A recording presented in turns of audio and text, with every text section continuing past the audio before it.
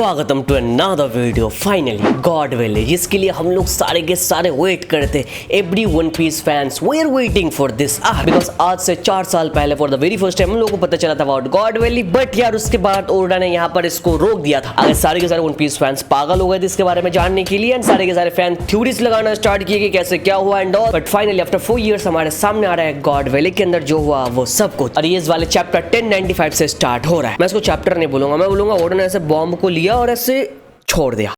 पहले से हम लोगों को पता है एगड में कितना सब कुछ चल रहा है, कितने बड़े बड़े कैरेक्टर्स के नाम जुड़ गए, जैसे अकाइनो, कुमा, फिर किजारू, अभी सैटर्न, हमारा योंको, लूफी, फिर उसके साथ साथ एंशिएंट जायंट वाला रोबोट। इन सबके साथ साथ हम लोगों को पता है वहां पर ब्लैक बियर्ड पायरेट्स भी है। तो यहाँ पर इतने सारे चीजों से ओडा का मन नहीं भरा, तो उन्होंने क्या डिसाइड किया कि चलो गॉड वैली इंसिडेंट को थोड़ा दिखाया जाए। और इस वाले चैप्टर से स्टार्ट हो गया भाई। ओडा ने जो बोला था फाइनल सागा सबका दिमाग हिलाने वाला, ये एक हेड से पता चल रहा है। और अभी हम लोग बहुत ही जल्द देखने वाले हैं रॉजर को, गार्प को, और उसके साथ साथ सारे के सारे रॉक पायरेट्स को जिनके अगेंस्ट हमारा फाइट हुआ था। इन सब के साथ साथ we are gonna know about our mysterious character Shanks. इनके बारे में सब कुछ पता चलने वाला है। यू जस्ट कांट इमेजिन हम लोग कितना क्लोज है। इस वाले वीडियो के अंदर चैप्टर 1095 के A to Z जितने इंपॉर्टेंट चीजें सारे के सारे चीजों के बारे में डिस्कस करने वाला हूं। शुरू करने से पहले बता देता हूं, make sure to smash that like button. Channel पर नए हो तो सब्सक्राइब करो, सब्सक्राइब करने को तो घंटों से दबा के ऑल पे सेट कर दो, बिकॉज तुम्हारा भाई तुम्हारे लिए डेली ऐसे एनिमेटेड वीडियो लाता रहता है। अगर ऑलरेडी सब्सक्राइब करके रखा है तो thank you so much. Last chapter के एंड में हम लोगों ने देखा था बॉनी एकदम सैटर्न को स्टेप कर देती है, उसके बाद चैप्टर खत्म हो जाता है। तो लास्ट वाला चैप्टर जहां से खत्म हुआ, इस वाला चैप्टर वही से स्टार्ट होता है। बिकॉज हम लोग स्टार्टिंग में देखते हैं जो वाइस एडमिरल्स है वो अपने आप को प्रिपेयर करते हैं सैटर्न की मदद करने के लिए, बट जो सैटर्न है उनको ऑर्डर देते हैं वहीं पर रोकने के लिए। सैटर्न वहां पर बोलते अगर चाहता तो यार इजीली बॉनी की जो अटैक है वो डॉज कर लेता, बट उसने जानबूझ के नहीं किया। और उसके बाद हम लोगों ने देखा सैटर्न ने कुछ किया नहीं, बस अपने सोर्ड निकाला और वो जो जगह जहां पर स्टेप किया था वो ऑटोमेटिकली हील हो गया भाई। जो ब्लड श्लड बाहर आए थे वो एकदम से गायब हो गए। तुम समझ रहे हो पावर कितना खतरनाक है। यहाँ पर सैटर्न कैन हील हिमसेल्फ, वो अपने आप को हील कर सकता है। और स्टेप करने की कुछ सेकंड में वो पूरा हील हो गया एंड एकदम ब्लड कंप्लीटली वैनिश्ड। अब सैटर्न की एबिलिटी देखने के बाद कहीं से नहीं लग रहा है कि हम ये फाइट जीतने वाले हैं। कैसे जीतेंगे भाई? एक सामने ऐसा बंदा है जिसको तुम स्टेप कर रहे हो, मार रहे हो, एंड अटैक करने के अगले ही सेकंड में वो हील हो जा रहा है। तो तुम्हारा जो अटैक है उसका कोई यूज ही नहीं है भाई। हमको पता था जो एल्डर से वो बहुत ज्यादा पावरफुल है, बट ऐसे पावर्स होल्ड करता है ये हम लोगों को कोई आइडिया नहीं था। यहाँ पर ऑलरेडी सैटर्न को एक ग्रैंड एंट्री दी, जहां पर एंट्री के साथ हम लोगों ने देखा मरीन्स के हेड एकदम एक्सप्लोड हो गए। और यहाँ पर अभी हम लोग देख रहे हैं वो अपने आप को हील भी कर सकते हैं। जो एंट्री दी ओडा ने उसकी, ये हमको समझा रहा है he is that powerful bro. और मेरे को जितना लगता है अभी तक हम लोगों ने वन पीस के अंदर ऐसी एबिलिटी नहीं देखी जहां पर एकदम स्टेप करने के साथ साथ ऑटोमेटिकली हील हो जाती है। तो मे भी हमारे जो बाकी गोरोसाई है उनके साथ साथ जो इमो है उनके पास भी ये पावर है, they can completely him themselves. तो फिलहाल आई फील लाइक एगेट के अंदर सैटर्न को हराना इज नियरली इम्पॉसिबल। एंड ऊपर से मेरे को ये भी लगता है सैटर्न जो है वो बाकी गोरोसाई में से सबसे ज्यादा वीक है। मैं ये नहीं बोल रहा कि सैटर्न वीक है, सैटर्न बहुत ज्यादा पावरफुल है, बट बाकी जितने गोरोसाई है सबसे ज्यादा वीक मेरे को लगता है कि वही होगा। बिकॉज वन पीस का एक सिस्टम है जो हम लोगों ने बहुत टाइम से देखते हुए आ रहा है। जो थोड़ा बहुत वीक है वो पहले एंट्री लेता है, फिर फाइट वाइट करता है, और जो स्ट्रॉन्ग है वो सबसे ज्यादा लास्ट में आता है। ये हम लोग आलावासा से देखते हुए यार हम लोगों को पता है। 5 एल्डर्स में हमारे सामने पहले सैटर्न को दिखाया गया। अगर एक हेड में ये हमारी मार के रखता है तो यार पता नहीं आगे हमारे साथ क्या होने वाला है। और यहाँ पर हम लोग को ऑलरेडी पता है Saturn is the head of science and defence, so that leads me to believe that his power is beyond our imagination. और यहाँ पर मैं 110% श्योर हूं कि सैटर्न को पता है, सैटर्न समझता है कि वो अपने आप को कैसे डिफेंड करेगा अगेंस्ट सन गॉड, अगेंस्ट निका। सो दैट्स द रीजन कि सैटर्न खुद यहाँ पर चल के आया, इवन उसको पता है कि सन गॉड, निका, लूफी यहाँ पर है। पर हमारे स्ट्रॉ हेड्स बिना प्लान के कुछ नहीं कर पाएंगे। और उसके बाद हम लोगों ने देखा सैटर्न ने अपनी आंखों की जो ऑरा है वो यूज करते हुए बॉनी एंड सांजी को अटैक करता है। और उसके बाद एकदम से Bonney and Sanji are knocked in the head. बहुत ज्यादा ब्लड स्लड निकलता है, बट उनका जो हेड है वो एक्सप्लोड नहीं होता है। अब यहाँ पर ओडा सैटर्न की जो पावर है वो हम लोग को दिखा रहा है, डिस्प्ले कर रहा है, बिना कुछ किए, हाथ पैर ना हिला के, बस अपनी आंखों से देख के उसके ऑरा से सांजी और बॉनी को एकदम नॉक कर दिया भाई। ये अलग बात है कि हम लोगों ने ऑलरेडी प्रीवियस वाले चैप्टर के अंदर देख के रखा, जो मरीन्स उससे आंखों में देखा और एकदम से उनकी जो हेड है वो एकदम एक्सप्लोड हो गया। बट यहाँ पर हमारे सांजी और बॉनी के हेड जो है वो एक्सप्लोड तो नहीं है, बट वो लोग एकदम नॉक डाउन हो गए भाई। तो वहां पर मरीन्स के साथ जो है मेरे को लगता है सांजी और बॉनी के साथ सेम हुआ, बट उनका जो हेड है वो एक्सप्लोड हो गया। बट यहाँ पर एक्सप्लोड ना होने के पीछे रीजन मेरे को ये लगता है कि ये जो ऑरा है जो निकलता है वो योंका के जो क्रू है उनको हेड को एक्सप्लोड नहीं कर पाता है, बट वो एकदम नॉक आउट हो जाता है। अब सैटर्न का इतना खतरनाक डेवलप पावर इसके बारे में तो हम लोगों को कुछ पता नहीं, बिकॉज ओडा ने अभी तक मेंशन नहीं किया इसका नाम। बट बाकी जो हम लोगों को प्रीवियस वाले चैप्टर से पता चला जो डेविल फ्रूट है योका उशी ओनो से आया, तो वो जो उशी ओनी है उसके साथ अगर कोई आई कांटेक्ट करता है, जो सोल है एकदम से वो अंदर से बाहर आ जाती है भाई। यहाँ पर मेरे को लगता है ओडा ने यहाँ पर थोड़ा बहुत चेंजेस के जो सोल है उसके बदले ब्लड को निकाला, एकदम आई कांटेक्ट के साथ साथ ऑटोमेटिकली ब्लड्स आ गए और वो एकदम नॉकआउट हो गए। अब यहाँ पर देखो बॉनी नॉकआउट हो गई, जो मेरे को लगता है चलो ठीक है चलता है, बिकॉज बॉनी बहुत पहले से फाइट वाइट कर रही है मरीन्स के साथ, किजारो के साथ फाइट किया, किजारो ने किक मारा, फिर नीचे मरीन्स के साथ फाइट करी, बहुत टाइम से वो चलता है, वो नॉकआउट हो गई। पर यहाँ पर सांजी नॉकआउट होगा, ये मेरे को बहुत ज्यादा सरप्राइज कर रहा है। और मेरे को कहीं ना कहीं लगता है जो ओडा है ना वो सांजी के साथ जस्टिस नहीं कर रहा, बिकॉज हम लोग बहुत टाइम टाइम से देख रहे हैं सांजी को ऐसे दबा के रखा जा रहा है। I don't know you One Piece fans तुम लोग ऐसा फील करते हो या फिर नहीं। सांजी बहुत टाइम से बहुत ज्यादा नेग्लेक्ट होते हुए जा रहा है और यहाँ पर अगेन सांजी की एकदम अखंड बेइज्जती हो गई बिकॉज वो आया बचाने के लिए और एकदम से नॉकआउट हो गया ब्रो। यहाँ पर मेरे को समहाउ लगता है कि सांजी जो है उसके साथ जस्टिस नहीं हो रहा, उसके ऊपर फोकस करना चाहिए, उसके पावर अप के ऊपर फोकस करना चाहिए। नहीं तो हर एक आर्क के अंदर सांजी को थोड़ा बहुत दबाया जा रहा है, वो लिमलाइट में नहीं आ पा रहा है। यहाँ पर not only Sanji but also निको रॉबिन, फिर चॉपर, उसोब, ये सारे कैरेक्टर्स के ऊपर उतना ज्यादा हाईलाइट नहीं हो रहा है भाई। तो as a One Piece fan I really want कि ये सारे कैरेक्टर्स के ऊपर भी थोड़ा बहुत फोकस किया जाए। क्यों ना एक योंको के क्रू के मेंबर्स होने के बाद भी यार ये सारे कैरेक्टर्स आई डोंट नो, मेरे को लगता है कि थोड़ा दबा हुआ है यार, बिकॉज वहां पर जो बाकी की योंको की क्रूज है वो एकदम डेंजरस खतरनाक है, वैसे पावर स्केल है। शांक्स की क्रू, ब्लैक बियर्ड की क्रू अलग लेवल पे लगता है, character power scale almost same है, बट अब यहाँ पर हमारे क्रू के बहुत सारे मेंबर्स को लिमलाइट नहीं मिल रही है। तो यहाँ पर I think Oda should focus on it. और यहाँ पर मैं इसके बारे में बात कर रहा हूं, थोड़ा गुस्सा मत होना, मेरे को बस ये चीज हाईलाइट करना है तुम लोगों के सामने। उसके बाद हम लोगों ने देखा कि ज़ारो सैटर्न से माफी मांगता है और वो एकदम से जमीन पे पड़ा होता है, वो हिल भी नहीं पाता है। और ये देख के सैटर्न की ज़ारो को बोलता है तुम्हारा काम अनयूजुअली कुछ ज्यादा ही स्लो है। अब हम लोगों ने लास्ट वाले चैप्टर के अंदर देखा लूफी ने अपने स्टर गन को यूज करते हुए किज़ारो के सर पे एकदम से मारा और उसके बाद किज़ारो जमीन पे गिर गया और अभी बोल रहा है कि वो हिल नहीं पा रहा है। तुमको क्या लगता है ये कितना सच? अगर मेरे को पूछोगे तो मेरे को लगता है कि किज़ारो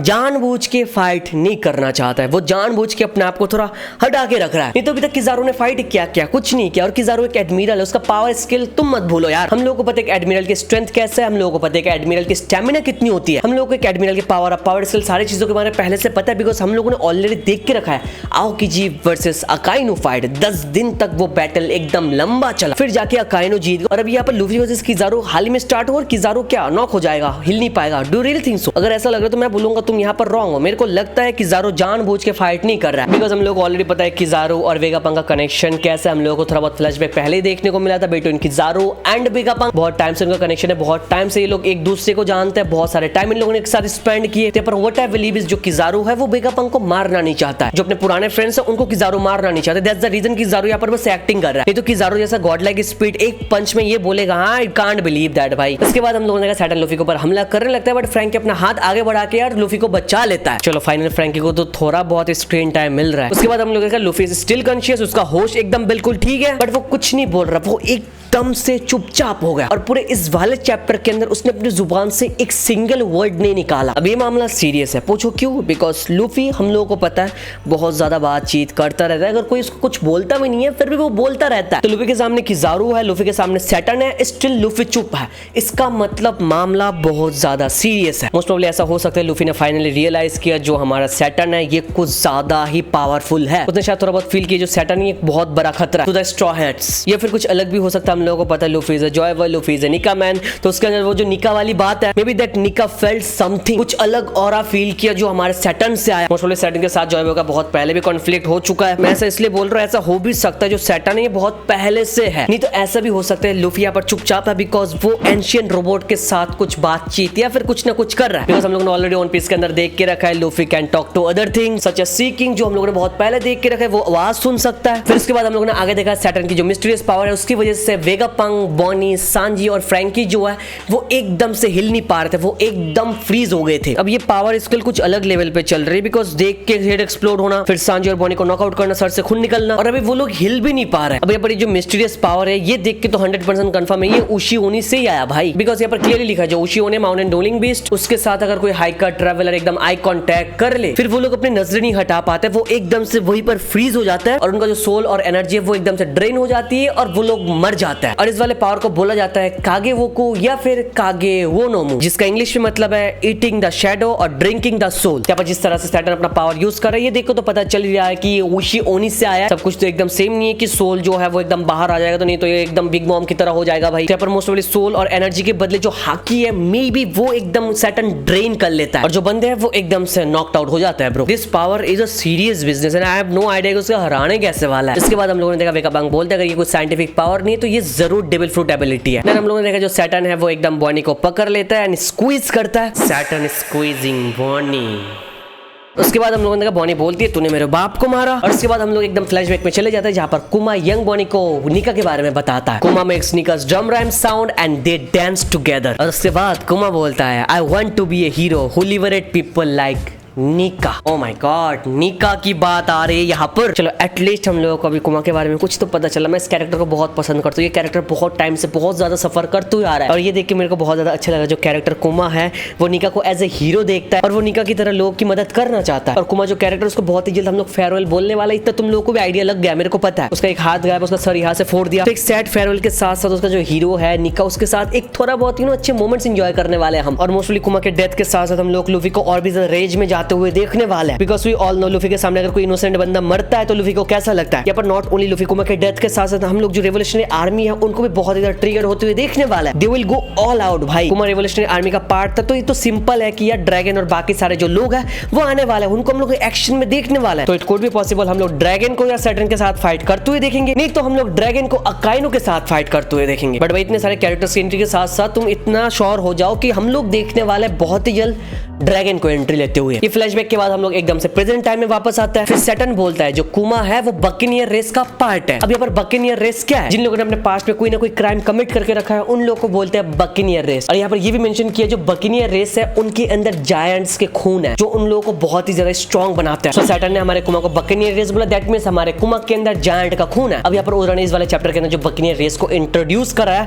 मेरे को लगता है ये आगे जाके बहुत ही ज्यादा काम आने वाला है। ये बकेनियर जायंट कनेक्शन बनता है और जायंट का कनेक्शन तो बहुत पहले से। और अभी हम लोग नेक्स्ट वाले आर्क के अंदर हम लोग जाने वाले एल्बफ में, जहां पर ऑफ कोर्स जायंट्स के राज है, जायंट्स रहते हैं, हम लोग को बहुत कुछ पता चलने वाला है। बट बकेनियर रेस एंड जायंट्स, यहाँ पर इस वाले आर्क के अंदर बहुत ही अच्छे से जायंट्स, बकेनियर रेस सारी चीजों के बारे में बता रहा है जो नेक्स्ट वाला आर्क है एल्बफ उसको एकदम बिल्डअप करने के लिए। और बकेनियर से मेरे को याद है जॉय बॉय मोस्ट प्रोबब्ली है बकेनियर, बिकॉज ये बात तो बहुत पहले से चल रही है। जो हमारा जॉय बॉय है वो बहुत एकदम जायंट है, ये जायंट हाइब्रिड टाइप का कुछ है। ये बात शायद तुमने भी सुन के रखा है। इसको और भी ज्यादा स्ट्रॉन्ग बनाता है वो स्ट्रॉ हेड जो हम लोगों ने बहुत पहले देख के रखा है, जिसकी तरफ इमू देख के खड़ा था। वो इतना बड़ा स्ट्रॉ हेड तो किसी ना किसी का होगा यार, हम लोगों को पता है वो कौन है। ऑफ कोर्स वो जॉय बॉय का है भाई। And Joy Boy was a buccaneer, he was a giant, या फिर तुम लोग बोल सको जायंट हाइब्रिड टाइप का समथिंग। अब यहाँ पर कुमा बकेनियर रेस है, ये तो हम लोगों को पता चली। इसके साथ साथ मेरे को लगता है हमारा जो व्हाइट बियर्ड है वो भी मोस्ट वाले बकेनियर रेस का पार्ट है। नॉट ओनली व्हाइट बियर्ड, उसके साथ साथ may be Big Mom is also buccaneer का पार्ट है, because they happen to be very large children that grew up on world government unaffiliated island, जिसके कारण Whitebeard Big Mom के blood test के बारे में दुनिया वालों को पता ही नहीं है। हाँ, अभी तुम लोग पूछोगे ब्लड टेस्ट से क्या, बिकॉज आगे के पैनल में ब्लड टेस्ट के बारे में पता चलता है। आगे हम लोग देखते हैं कुमा की जो ब्लड टेस्ट का इन्फॉर्मेशन है वो वर्ल्ड गवर्नमेंट के सामने एकदम लीक हो जाती है। तो उसके बाद एकदम से कुमा और उसके पूरे फैमिली को कैप्चर करके स्लेव बना लिया जाता है मैरिजेस के द्वारा ड्यू टू देयर स्ट्रेंथ। आगे हम लोगों ने देखा कुमा की मॉम के देहांत होने के बाद कुमा का जो बाप है वो उसको लेजेंड निका के बारे में बताता है। कुमा का बाप कुमा को बोलता है जो जॉय बॉय है वो एक लेजेंड है that has been passed down among buccaneer race members. फिर हम लोगों ने कहा जो कुमा का बाप है उन्होंने खुद निका का जो ड्रम रिदम है वो बजाया और कुमा के लिए नाचना शुरू कर दिया। बट सडनली तेनरीयुबितो के द्वारा उसको एकदम सर पे गोली मार के मार दिया जाता है, बिकॉज कुछ ज्यादा ही नॉइस कर रहे थे कुमा का बाप। दैट वाज एक्चुअली सैड कि अपने आंखों के सामने अपने बाप को खोना, स्पेशली उस वाले मोमेंट पे जहां पर वो खुश थे, नाच रहे थे फॉर कुमा और Nika's drum rhythm. Of course ये सैड है, बहुत ज्यादा सैड है। Kuma has been suffering from a long very long time. बचपन से उसको सेलेस्टियल ड्रैगन का कुत्ता बना दिया, वो अपनी माँ को खो दिया और अपने बाप को खुद देख अपने आंखों के सामने मरते हुए। अब यहाँ से एक चीज क्लियर है, कुमा के साथ निका का कनेक्शन बहुत ही ज्यादा डीप है, एटलीस्ट कुमा के लिए, नॉट फॉर निका ऑफ कोर्स, बिकॉज कुमा के बाप ने बचपन से निका की स्टोरी उसको सुनाते हुए आया, हीरो बताते हुए आया। फिर निका का जो ड्रम रिदम है उसके ऊपर नाच के दिखाया। एंड कुमा के बाप के मरने के बाद कुमा ने हमेशा यार निका को एज ए हीरो देखा है, इवन बॉनी को उसकी स्टोरी सुनाया, इवन नाच के भी दिखाया, जो हम लोग को इस वाले चैप्टर के अंदर पता चला। उसके बाप ने जो किया उसने भी सेम किया। तो अभी बस सोच रहे गाइड में कुमा की एंट्री होने के बाद क्या होने वाला है। फाइनली जो निका को देखने वाला अपने आंखों से, तब कुमा का रिएक्शन क्या होने वाला है, नो आइडिया। ऐसा हम लोग को लगता है कुमा जाते जाते हमारी मदद करके जाएगा। जो निका है जिसकी स्टोरी बचपन से सुना है, जो हीरो है उसको बचा के जाएगा, उसकी मदद करके जाएगा मोस्ट प्रोबब्ली, बिकॉज यहाँ पर हमारा सैटर्न है जो बहुत ज्यादा पावरफुल है और हम एग्जॉस्टेड हो चुके हैं ऑलरेडी बहुत ज्यादा। एंड सैटर्न से स्केप करना अभी फिलहाल हमारे लिए मैं नहीं देख रहा कि पॉसिबल है, अगर कोई थर्ड पार्टी ना आए तो। अब कुमा के एक काम कर सकता, अपना जो विल है, अपना जो पावर है, वो सब कुछ वो जो एंशिएंट जायंट रोबोट है उसके अंदर ट्रांसफर कर सकता है। एंड मोस्ट प्रोबब्ली वो हमको हेल्प करने वाला है to escape this Egghead island. Kuma के अंदर जो विल है वो एंशिएंट रोबोट के अंदर चला जाएगा एंड वो फाइट करने वाला है सैटर्न से, जो एक्चुअली एक पेबैक रहेगा कुमा की तरफ से, बिकॉज कुमा को उसने बहुत ही ज्यादा टॉर्चर किया। तो कुमा मस्ट फाइट। बाकी पर तुम भी अपना ओपिनियन बता सकते हो, what do you think about कुमा, वो क्या कर सकता है इन फ्यूचर। उसके बाद कट टू 38 ईयर्स, जो तेनरीयुबितो का एमसी है वो एक्सप्लेन करता है हर 3 साल में जो तेनरीयुबितो है वो मरीजेस से नीचे आता है और एक ह्यूमन हंटिंग गेम शुरू करता है, वो भी नॉन गवर्नमेंट आइलैंड पर। जितने प्रॉब्लमेटिक स्लेव्स है उन लोगों को तेनरीयुबितो एकदम से आइलैंड पर रिलीज कर देता है और एकदम से वाइप आउट कर देता है ब्रो। जिस आइलैंड पर वो स्लेव्स को वाइप आउट करता है ना, उस वाले आइलैंड के अंदर जो नॉर्मल लोग हैं वहां पर जो रहते हैं उन लोगों को भी मार देता है। तेनरी भी तो पूरे आइलैंड को मार के खाली कर देता है एंड बाद में जाकर जो वर्ल्ड गवर्नमेंट है उस वाले आइलैंड को अपने अंडर में ले लेता है। सिस्टम भाई। और उस साल में तेनरी भी तो ने जिस आइलैंड को चूज किया था उसका नाम था God Valley, the land with many valuable resources that dared to use the word God in its name. God Valley का जो किंग है उन्होंने उनको रोकने की कोशिश की, बट हमारा जो सेंट फिगरलैंड गार्लिंग है उन्होंने किंग को मार दिया। यहाँ पर जो गॉड वैली इतने टाइम से हम लोग सुनते हुए आ रहे, इतना बड़ा जगह, इतना खतरनाक एंड ऑल, ये बस एक नॉर्मल सा जगह था, ये कोई स्पेशल कुछ नहीं था, जस्ट रैंडम आइलैंड जहाँ पर वैल्यूएबल रिसोर्सेज थे। जगह का नाम वैली था, बट इन्होंने डेयरिंग दिखाते हुए अपनी जगह के आगे बस गॉड लगा दिया and it became God valley. Just an ordinary island, but इसको फेमस किसने किया? ऑफ कोर्स वो जो वार हुआ इसके अंदर, उसकी वजह से गॉड वैली जो आइलैंड है वो एकदम फेमस हो गया। और वो इंसिडेंट हम लोगों को पता है, रॉजर एंड गार वर्सेस रॉक पायरेट्स, जो पूरे दुनिया को हिला के रख दिया, जिसके बाद एकदम से गॉड वैली जो आइलैंड है वो वैनिश हो गया। और ये मत बोलो अभी फिलहाल गॉड वैली का जो किंग है उनको मार दिया गार्लिंग ने, एंड अभी फिलहाल गार्लिंग पूरे गॉड वैली का राजा है, सब कुछ उसके कंट्रोल में है, वो वहां का अभी फिलहाल सबसे स्ट्रॉन्गेस्ट है। आगे हम लोगों को पता चलता है गेम अभी तक स्टार्ट नहीं हुआ, बट जो गार्लिंग है सारे के सारे तेनरी भी तो एक्सपेक्ट कर रहे हैं वो चैंपियन होने वाला है। जो हमारा यंग गार्लिंग है वो बहुत ही ज्यादा हैंडसम था with half moon hair, no beard, और हमारा यंग गार्लिंग शांग से काफी ज्यादा मिलता जुलता है, तो सम पीपल आर एक्सपेक्टिंग कि ये